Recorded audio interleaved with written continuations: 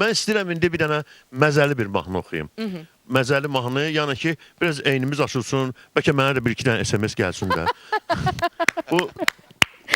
Bu mahnı İmruzə xanımın mahnısıdır, bəstəkar İmruzə Hüseynova. İmruzə xanım, öpürəm Və sizi. sözləri də Vahid Əzizin sözləridir, gözəl Vahid şəhər. də salam verirəm, öpürəm, bağrıma basıram. Gözəl bir məzəli mahnıdır, bilmirəm indi. Buyurun.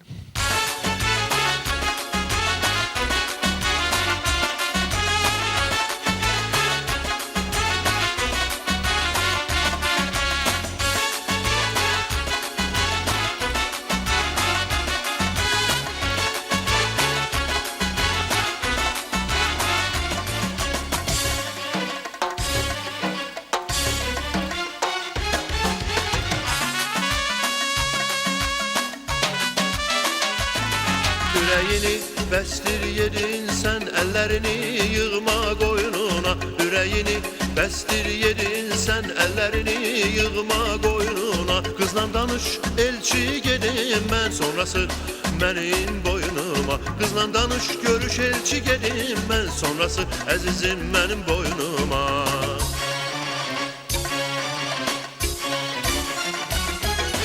İşdir haqqı sayım, içsə qəm yemə. Söhbətimiz ağır getsə qəm yemə. Anası cığallıq etsə qəm yemə. Qəm yemə, atası mənim boynuma. Babası rəva bilməsə qəm yemə. Şirin çayları gəlməsə qəm yemə. Qaçırt qızı tərsli etsə qəm yemə. Qəm yemə, xatası mənim boynuma. Qəm yemə, xatası mənim boynuma. Qəm yemə, xatası mənim boynuma.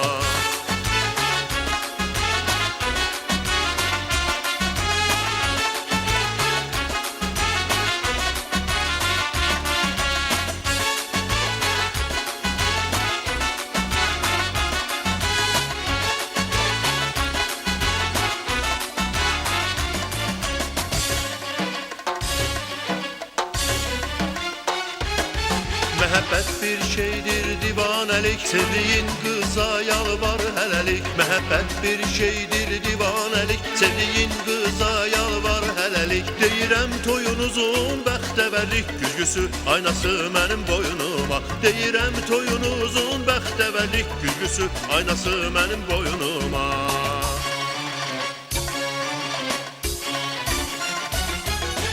İşdir haqqı sayım, içsə qəm yemə. Söhbətimiz ağır getsə qəm yemə. Anası cığallıq etsə qəm yemə. Qəm yemə, atası mənim boynuma. Babası rəva bilməsə qəm yemə.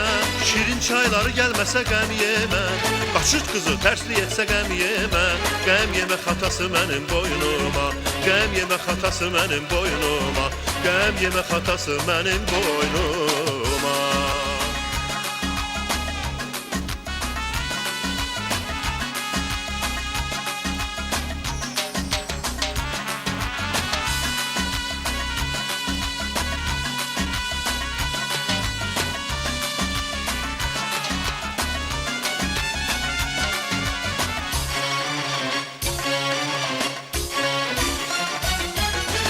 İşdir haqqı sayım, içsə qəm yemə.